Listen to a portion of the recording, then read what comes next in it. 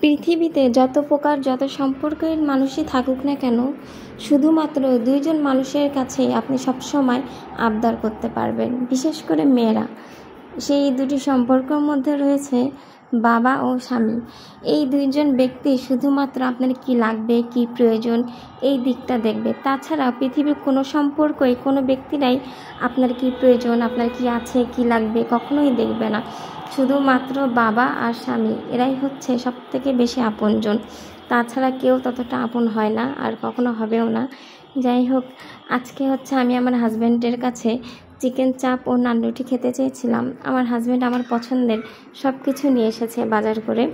এর মধ্যে ছিল চিকেন চাপ, নান রুটি, তারপরে হচ্ছে আমার ফেভারিট আম, তারপরে কলা, জাম, আর হচ্ছে সব থেকে বেশি পছন্দ আমার মিষ্টি।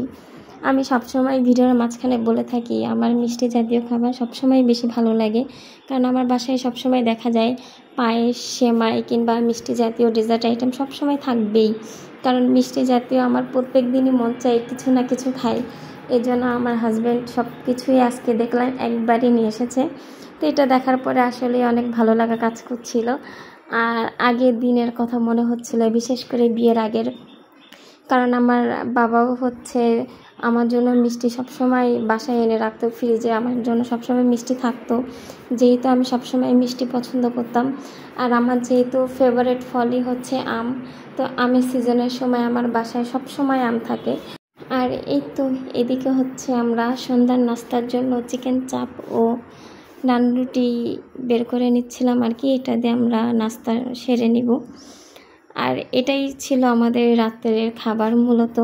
কারণ যেহেতু সন্ধ্যার পর আমরা এটা খাচ্ছি, সেক্ষেত্রে এটা খাওয়ার পরে আর অন্য কিছু খাবার কোনো প্ল্যান প্রোগ্রাম ছিল না, যেহেতু এটা খেয়ে আমাদের অলমোস্ট পেট ভরে গিয়েছিল। আর এই যে সব কিছু আমি রেডি করে নিচ্ছিলাম।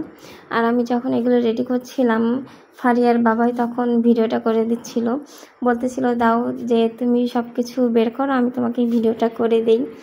আর এই তো, আর আমাদের এগুলো খাওয়ার শেষ হওয়ার পরে ভাবলাম হচ্ছে বাসায় যেহেতু ড্রাগন ফল আছে, তাই ড্রাগনটা কেটে নিচ্ছিলাম আর কি।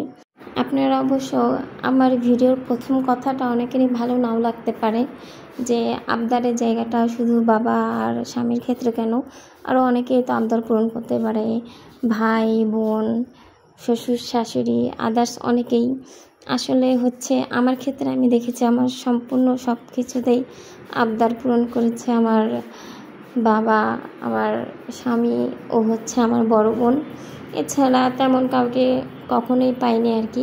তো সবার ক্ষেত্রে একরকম থাকে না। যাই হোক, এটা বলেও লাভ নেই, যার ক্ষেত্রে যেমন হয়।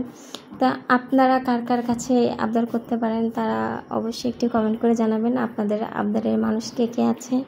তো আমার ক্ষেত্রে তো এই তিনজন ব্যক্তি আছে, আর কেউ নেই আর কি বলতে গেলে। সবাই ভালোবাসে, সবাই খেয়াল করে, কিন্তু কি প্রয়োজন, কি লাগবে, এই জিনিসগুলো খেয়াল করার মধ্যে শুধু এই তিনজন ব্যক্তিই আছে আমার জীবনে। যাই হোক, সবাই ভালো থাকবেন, সুস্থ থাকবেন। আজকের মতন ভিডিওটি ছিল এই পর্যন্তই। আপনারা যারা আমাদের পেজ থেকে ভিডিওটি দেখছেন তারা অবশ্যই আমাদের পেজটি ফলো করবেন, ও যারা আমাদের ইউটিউব চ্যানেল থেকে ভিডিওটি দেখছেন তারা আমাদের ইউটিউব চ্যানেলটি সাবস্ক্রাইব করতে ভুলবেন না। লাইক, কমেন্ট, শেয়ার করবেন। আল্লাহ হাফিজ।